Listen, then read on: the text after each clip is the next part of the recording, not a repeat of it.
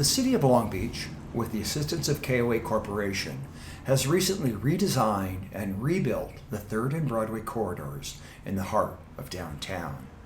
The streets are designed to be safe for all users, with traffic calming features, parking protected lanes, bus islands, abundant trees, and wide sidewalks with numerous dining and shopping opportunities, all to encourage residents and visitors to shop, stroll, live and enjoy this vibrant part of Long Beach. Before the streets were initially redesigned, they were high-speed thoroughfares looking much like 6th Street does today. Today, the streets are attracting new businesses. New residential units are being built along the corridor. Visitors and residents alike now bike, scoot, walk, and take transit along the corridors while traffic continues to flow smoothly. As part of the redesign process, the protected bike lanes were moved from the left side of the roadway to the right. The reason behind this was to make it easier and safer for bicyclists to transition to bikeways east of downtown. Listen to what people in Long Beach have to say about these newly redesigned, vibrant city center corridors. Broadway and 3rd have made it much more conducive for biking, walking, scooting, and people that otherwise would have driven to downtown are now more likely to take transit.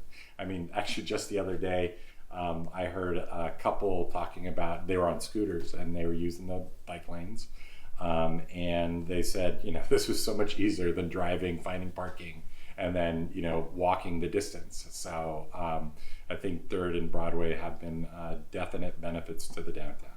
It's a safety, it's mobility, but you see all the businesses that have opened up on 3rd and Broadway, businesses, restaurants, stores.